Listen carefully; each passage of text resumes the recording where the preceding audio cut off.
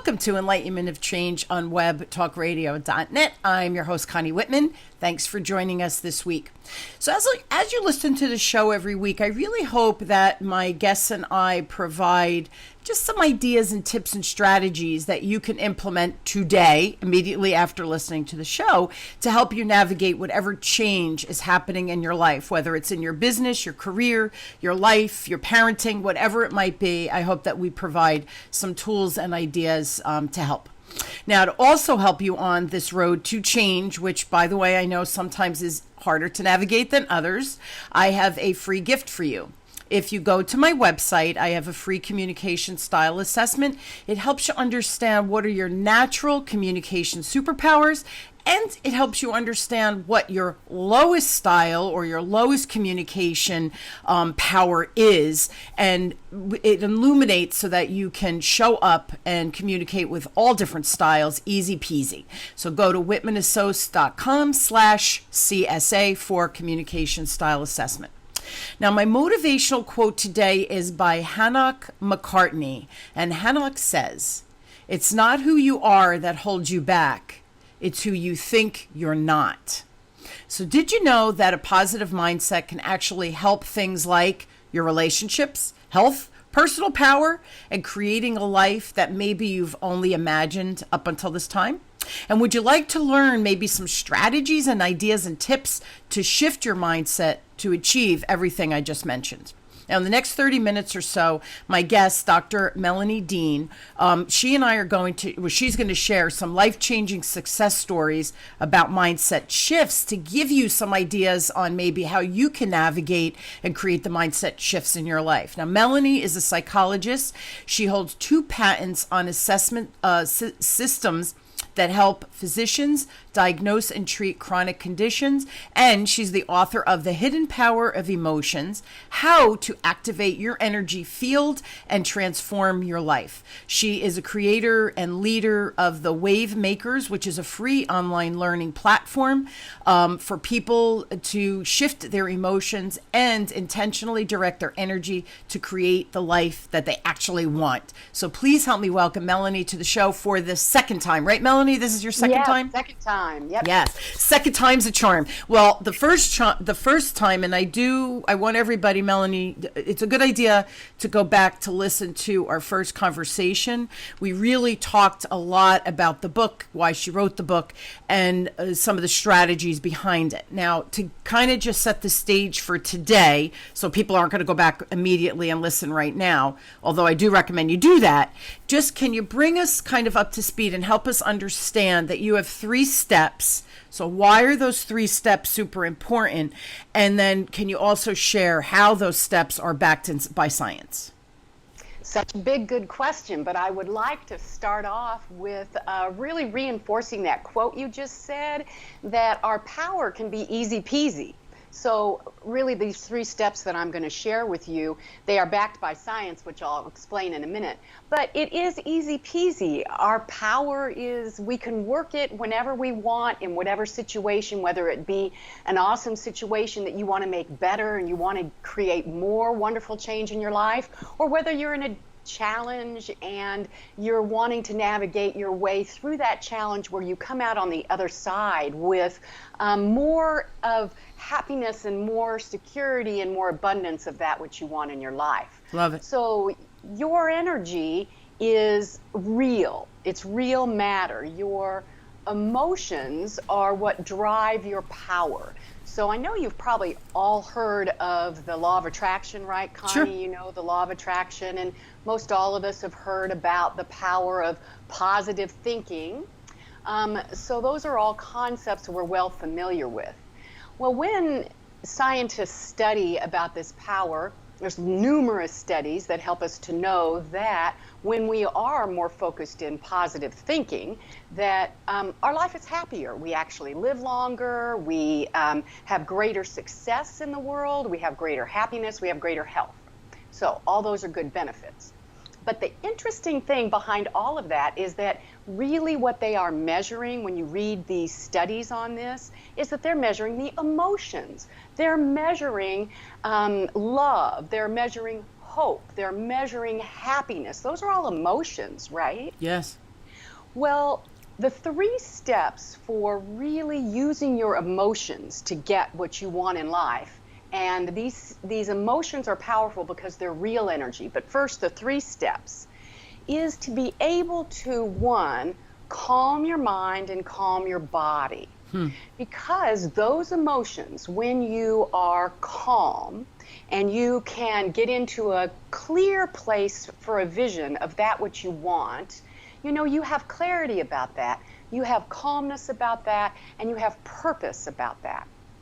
The energy waves, the real energy waves that are created when you feel that emotion, are very smooth and evenly spaced, predictably spaced. Now, the reason why that's important is because your power comes along when those energy waves can get in sync with other similar energy waves. So, step 2 is being able to hold that vision and the eagerness and the hopefulness, excitement for that which you really want. You hold that long enough that there's multiple energy waves in the same frequency happening, and they can get in sync.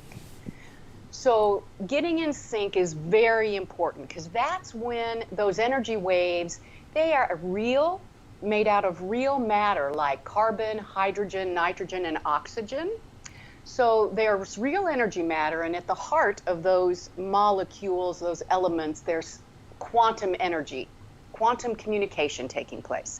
But it only takes place when those energy waves get in sync. So it's very important you're able to hold this step 2, which is hold the vision for, just a couple minutes. Hold it with some excitement and some eagerness. That's where your power starts happening, when those energy waves get in sync. Cool. And then step 3 is paying attention to your intuitive guidance, your inner wisdom. That is scientifically real. It will help give you confirmation on which steps are yours to take. So you can proceed forward with making wise decisions for yourself, because you are listening and in tune with the energy waves that are in sync inside of you. And when those energy waves get in sync together, they actually receive a boost of energy. So and that is your intuition talking to you. That is your inner wisdom giving you a boost of knowing. We've all felt that when we're listening to our gut, we're listening to our wise self. You're like, that's right, that's it. I know that's true for me.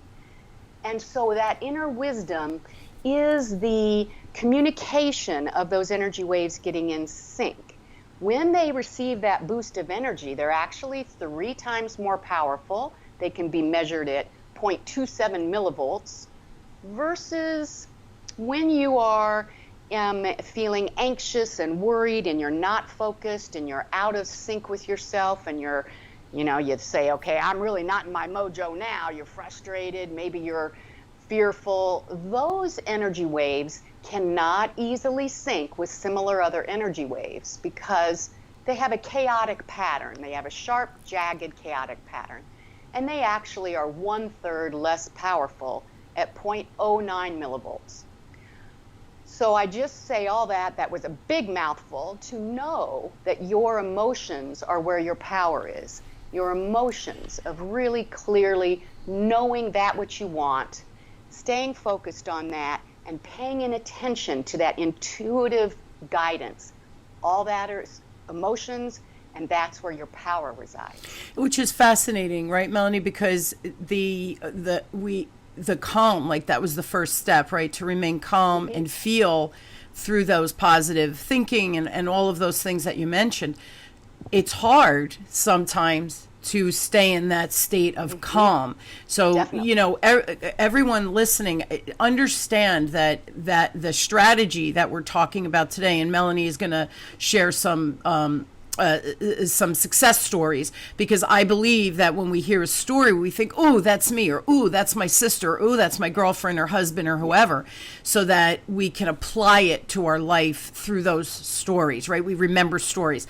But that calm, we know it's not always easy to get there, but understand the process of that calm syncing up with the other energy and then amplifying it really is what Melanie is saying by holding it. And then the third step was holding that for a little bit longer period of time. That was the second step. The second step. The third step was listening to your intuitive guidance. The intuitive guidance, which is another thing. I think that when we're not calm, it's hard to hear your intuitive guidance. Yes, absolutely. Right? That's so perfectly true. Yeah. So I love that. So those three: calm, feel it, and then listen to your intuitive self. And that's like that amp, that boost up of that energy resource that you're tapping into. So I love that what Melanie is sharing with us is that we are in control of our power more than we think we are. Right, Melanie? That's really the bottom line.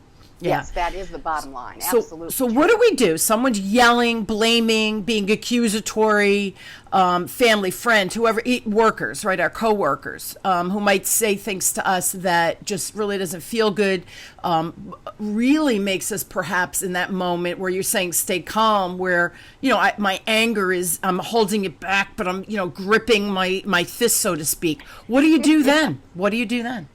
Well, you really, that's an immediate need in the moment. So that's an excellent question. And I'm going to answer it just a little bit differently than I'm going to answer the question of how to work your power for a longer term goal in which you need to be able to stay focused on that longer term goal. Sure. But let's talk about this. How do you get through the moment? Yeah. I have a strategy that I have seen, it works for me and I've seen it work for others, which in the moment, you really need something you can go to quickly because you don't have time to, say I'm going to get some little quiet time and run some music and calm my body and calm my mind before I respond. You don't have time for that when somebody is coming up to you and has kind of gotten in your space with something that feels really negative. So actually recently I was talking to a gal that was in one of my workshops, and she experienced this at work when her boss did something that commonly happened to her, which is that her boss came up and asked her to get a project done pronto, right away, urgently. Now that brought forth, as you can imagine, a host of frustrated feelings. Sure. She has already a full load of work to do, and all of a sudden her boss is demanding something else. And she has had a belief for a long time, she described to me, that her boss just absolutely doesn't get her world. They're of different races, they come from different cultures, she's married with kids, her boss is not married and no kids, doesn't have any relation. It's as if they lived on two different planets is what it felt like to her. So every time her boss would come to her and say something that was needed to get done rather urgently, she just had so much frustration and anger and just like, you just don't get it, and she, of course, had a few curse words in there, too. And so there was a lot of emotion going on. And in that moment, you don't have time to just say, okay, calm my mind and calm my body and be very mindful about what I want. So she had used this strategy, which is ahead of time to know that you have certain situations that come up fairly regularly. So that is something that would come up fairly regularly for her. And you also, every single one of us, also has a highest desire or two highest desires that you always know are true for you. Like for me, I always seek understanding. I kind of like to understand stuff, which is why I got this book, in me and wanted to investigate all the research because I want to understand how my power works. I also want to understand what's driving this other person, in whatever it is that's happening with them. I want to understand more about me. So for me, seeking understanding is a go-to highest desire that I can always rely upon. My friend, she could always rely upon that she really wanted the highest and best good for herself and for others. She had the and for others in there. She really wanted a good outcome that brought happiness for herself and for others. So she used that one She relied upon that one. And she knew in the moment, I want a good outcome for both of us. So she had to kind of just take a pause. So she did give herself a pause, she told me. She took a breath. And so she then zapped this negative belief. Because remember that I mentioned in your 3 steps that step 2 of holding your energy and your desire and vision for what you want long enough that those energy waves can get in sync. You have to hold it long enough that they have to get in sync. Well, that's step 2, where you hold it long enough without having your anger and your frustration and your bitterness and all those negative beliefs come flying around your head. That's the hardest step. Sure. And so she had a lot of negative beliefs. One of her negative beliefs was that I'm powerless. That was a very strong negative belief. Here is her boss asking her for something, and she feels powerless. Well, it's not really true that she's powerless. So she had to commit to herself to look at that negative belief at a later time. But right now, just rely upon her highest desire, which is some happiness and a good outcome for both her and her boss. So she thought, okay, I'm going to pause, and how can I achieve that highest desire? And she just gave herself a moment of pause, and she said, I'm going to have a conversation about this. And so she just asked her boss, and she just said, I sense this is really important. This is really urgent. Can you help me understand where it is in a priority? Is this a higher priority than these other 2-3 things I have on my plate today? Or can it wait till the end of the week and you want me to accomplish these other things? It opened a conversation. Her boss was actually happy for the conversation because her boss said, yes, this is urgent. And yes, please do it right away. And it's okay if these other things wait a little bit. So the boss was happy with an outcome to know that the boss would get what she wanted. It was a she boss too, so we had a she and a she. And my friend got what she wanted, which was not having additional heap of work on her plate. She could get to her work, but it wasn't additional heap. She had permission to have some other things move down the list. But that would not have happened if she hadn't just been mindful. I want my highest happiness and good, and I want my boss's highest happiness and good. Both of us want to be feeling good at the end of this conversation and have a good working relationship. So she could always rely upon that. She did, and it worked well for her. Yeah, what a great example. And here's the thing, I think, though, Mel. People don't communicate well in general because we take turns talking at each other, right? Yeah. So it's dangerous. So that pause now allowed her own negative talk of, I'm being bullied, or my words, not your friend's words, but right, I'm being bullied. Here she goes again, dumping all this crap on me that I have to get done. And I'm sure a lot of people listening feel this either at home, right, the husband or wife dumping on, right, or the kids dumping on you, as well as in their professional career.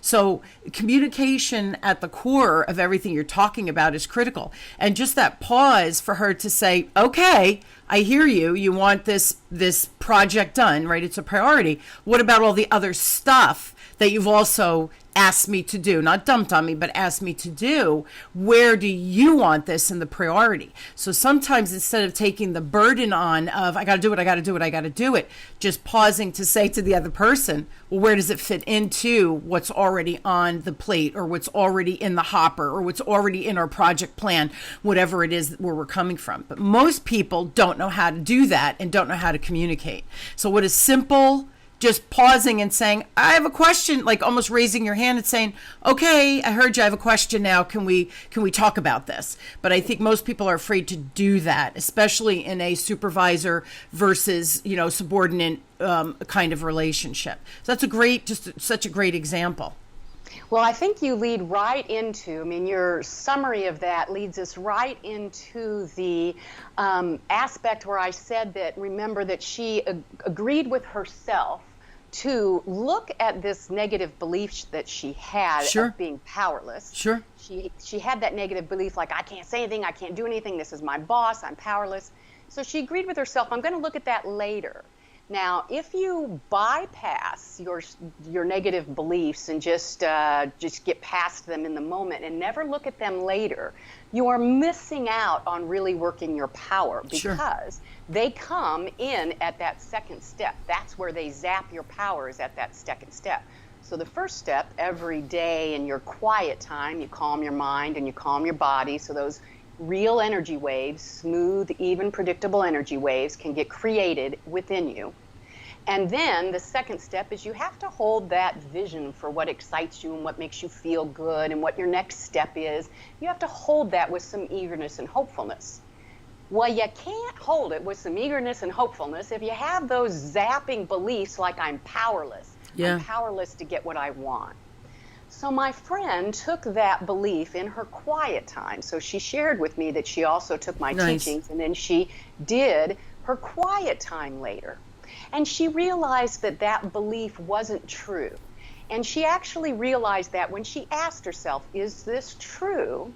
She realized it wasn't true on a couple of fronts.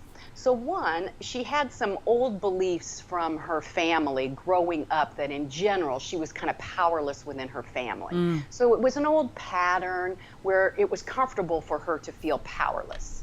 So she looked at that and said, okay, I've got some work to do on this old family pattern that I'm powerless, because it's not true that she's powerless in her family.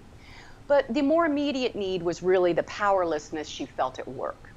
Well, she realized it's also not true at work that she's powerless, because she got quiet with herself and she knew how much her boss wanted a good working relationship.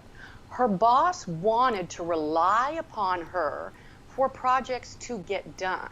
So her boss needed the peace of mind that she had somebody to go to that she could count on. Sure. To get things done that she needed to get done. That is what made her boss happy. So that is knowing that she also wants a good relationship with her boss, and she wants to be happy going into work, and so does her boss. So there is power there in that there's a goal. There's a goal that you can work toward for both people. And her power was in owning her part of how to use her power to create that. Not changing her boss, not changing that her boss would come in a blustery, blaming, urgent, hurried manner, get this done. So she can't change her boss. That's not where her power is.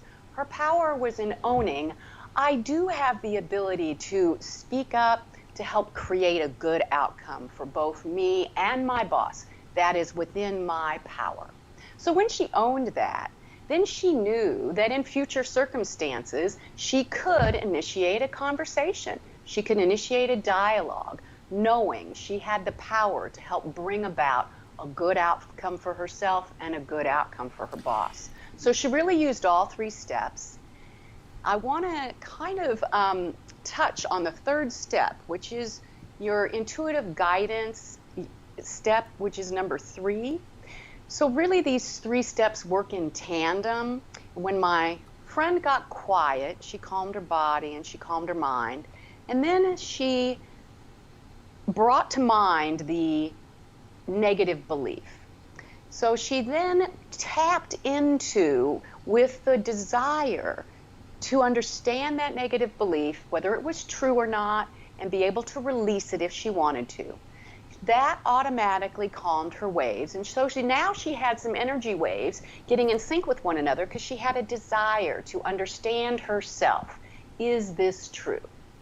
And she could then access that intuitive guidance and that inner wisdom, because those energy waves are communicating. And your intuitive guidance will bring forth memories. It'll bring forth thoughts you hadn't had before. It'll give you like, that's right, or a hunch or an inspiration or an inner knowing. So all those 3 steps are working together for your good when you allow your energy waves to get in sync with clarity on that which you want. Yeah, and this is fascinating because we really all do have the power, right? We all have the answers within us, right? If you quiet your mind to tap into all of those truths, what really are the truths and what are falses, what are old beliefs that aren't serving us. Maybe they did at one time, now they're not. So this process, this is a simple 3-step process, which I love. But here's the flip side of that story, right, with the boss is, and I believe this with most humans, right? Because I don't know about you, but Melanie, I work with humans, right? That's who I communicate with every day. My kids, sometimes my kids, I don't think they're human, but they are, right? So we work with amongst humans, but I really, really, really, really believe that 90% of the time, whatever the engagement is or situation is, maybe it's 80% of the time, that engagement with the person that in that moment that you're speaking with in your life, in your day, whatever it might be, equally wants a positive outcome and is not taking an adversarial stance just to annoy the crap out of you. They might know, but they might not know how to communicate any other way because of all of their family stuff and their learned behaviors. And so everybody's got stuff going on from our own upbringing, beliefs, all of those life experiences, right, and filters that we've developed through the years. But I really, really believe it's probably is 80 to 90% of the time. The other person, the other human, wants an equally positive outcome. I don't know, right? Wouldn't you think?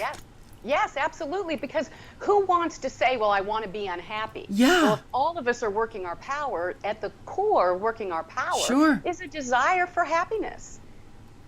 Right, exactly. So if we could communicate that to each other, we're all coming from the same place. You know, and I say this all the time, no matter what your political views, right? No matter what your culture is, no matter what country you grew up in, if you ask a parent, let's just say a parent, right? Or let's say for a parent for a second, what is your biggest desire in life? And I guarantee they're going to say, that I stay healthy, right? That maybe I could take care of my grandkids, but my kids are healthy and productive and find their way, right? And if you ask people who are single, you know, what is your biggest desire? I want to be productive. I want to be successful. Doesn't matter your political affiliation. Doesn't matter your religious affiliation. Doesn't matter whether you're man, woman, or from what country you're from. At the core, humans, we want to be happy and healthy. And I think if we start from the commonality, Melanie, that and again, all of these, the self-help, not self-help, self-work is really important, because then I think that our communication overall with every human, we could start at that core of what do we really want? We want each other to be happy, productive, and life to be more harmonious, right? Yes, we're almost out of time, but I do want to talk about one more thing, if we could do this briefly, and that's the health, right? You mentioned before that the mindset and all of those things, right? We can create better health, better wealth, better abundance, and for me, good health is abundance as well. So when people who have health challenges, how do you rise above that, or how do you use the 3 steps to find that path to better health? So, excellent question related to health. In using the 3 steps, they work exactly the same. When you are creating calm, even waves of desire inside of yourself with clear focus, your focus in a health challenge is going to be wanting your best, highest, healthiest self. Yes. And our bodies work the way they work. So some health challenges can be completely ameliorated with your emotions, of having positive emotions. And some health challenges cannot be completely taken away by having your emotions all in sync. But you can always access your intuitive guidance using these 3 steps so that you are making the wisest decisions that bring about the best health for you.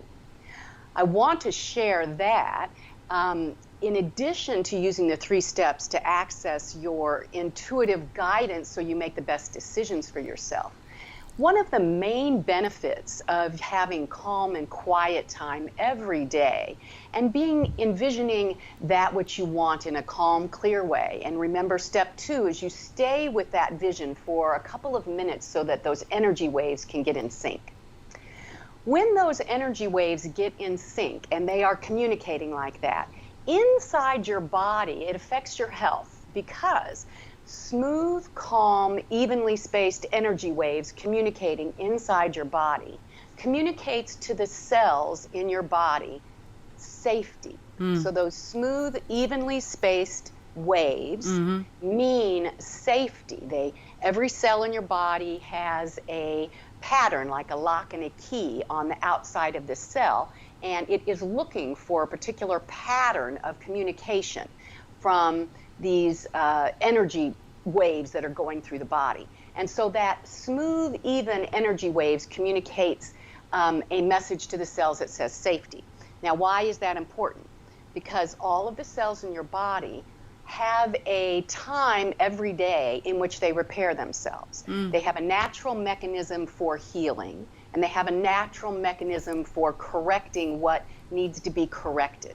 And they can only do that. It can only say, okay, now I can go into this job of mine, which is healing, if it is safe, if the environment is safe and it's not called for to have to fight a battle or flee a danger. And when you have the jagged, unpredictable energy waves going through your body that are from fear, worry, anxiety, they communicate danger to the cells of your body. And when that signal goes to the cells of your body, organs that are not needed to address the danger quit functioning as well. They send all their resources to the heart so you can have more blood pumping through you to flee the danger, to the muscles that need that, and it takes resources away from your stomach, your kidneys, your liver, your brain, your intestines. And if you do that day after day after day after day, those organs don't function as well. So it's very important that you give yourself time every day where your cells get the message. It's calm, it's safe, all is well. I can function at my highest, which means the cells can have time every day for repairing and healing, which is a natural job function that all cells have. Yeah, and that's so well said, Melanie. What a great description. I think we don't allow our body to heal or to go through that natural, it knows what to do. We're the barrier to our own good health, whatever that means to everybody listening, right? So because we're always in hyperspeed, hyper worry, I'm on to the next thing. And I do that too. So with COVID, I gained weight and now I can't get the weight off. Why is that happening? And so instead of going into the calm, I'm like, oh my God, what did I eat today? I feel guilty that I ate that, or oh, I should have had a smaller portion, or I didn't drink enough water. Bleh, right? I'm constantly beating myself up, which is saying to my organs, panic, she's panicking. Let's shut down and store all that fat or whatever she ate, because what if she doesn't feed us again, right? So I have a tendency to starve my body when I feel like I'm in overweight mode. I don't eat enough, right? So my body is responding to that of it's not safe. Hold on to those nutrients because we don't know when she's going to feed us again, right? So it's all of those things that we do to ourselves and it becomes a habit, I think, too, Melanie, that we don't even realize we're freaking doing it because we're creatures of habit, right? Absolutely. So here's the deal, guys. We're out of time, but I really hope that, number one, you buy the book because it's a brilliant book, and I want to read the title one more time. It's The Hidden Power of Emotions, How to Activate Your Energy Field and Transform Your Life. Okay. I'm also going to give you Melanie's website. So go to MelanieDean, DEAN.com, Melanie, MELANIE, and then Dean, DEAN.com. I will post it in the show notes as well, so don't panic if you're driving. And then the email, if you have questions specific to Melanie, please go to melanie@melaniedean.com, and you can email her with any questions as well. But, the summer's here. I do highly recommend taking the book, reading it on the beach or reading it on vacation to help you, master those 3 easy steps. And Melanie, I have to say, great description, great story with your colleague that came through your workshop with, and it was funny because I know, just looking back on my lives with people that I've reported to, it needs to be done, and it was always this sense of urgency, and you think, oh my God, you said that yesterday, and I have 3 other projects, right? So we can all relate to, I'm sure, that story as well, which is helpful for us to understand, to apply those 3 steps. So thank you so much. Again, 3 steps is calm. Get in the sync, right? Feel that emotional sync, and listen to by doing those first 2 steps, you're able to listen to that intuitive step, and that helps with your mind, body, and spirit, right? So we want to stay healthy and strong throughout our lives, all aspects of our lives. Melanie, thank you for being on. What another great episode. Connie. Yeah, a pleasure. Everybody, don't forget, Melanie and I had recorded another show. Go back. It was a couple of months ago. So go back, and we debuted the book, and Melanie gave, again, just some really great insight and examples of how to apply the information within the book. But read it. It's a good read. Very good. Thank you, Connie. Yes, a true pleasure, Melanie, always to hang out with you. Thanks so much. And everyone, I hope you will join me weekly as we question, build, and discover together that no matter what change is set in front of you, or what change you're trying to navigate in your life, again, personally or professionally, I do hope my guests and I provide that insight to help you grow and challenge that change from a perspective of control instead of that chaos that we often feel. Thank you again for listening. You've been listening to Enlightenment of Change with me, your host, Connie Whitman, on webtalkradio.net. Thank you all, and I do wish you a wonderful week, an inspired week, where you take control of your power by using those 3 steps that we spoke about today. We all have the power to change. We all have the power to take control of our lives. So I do hope that you take the information and are inspired to utilize it this week and help you on your navigation of change. Thank you so much for joining me this week. I truly am honored to have you join us on the show. And Melanie, thank you again for being a great guest and sharing such great information. Thanks again. Thanks, everybody. Have a great week.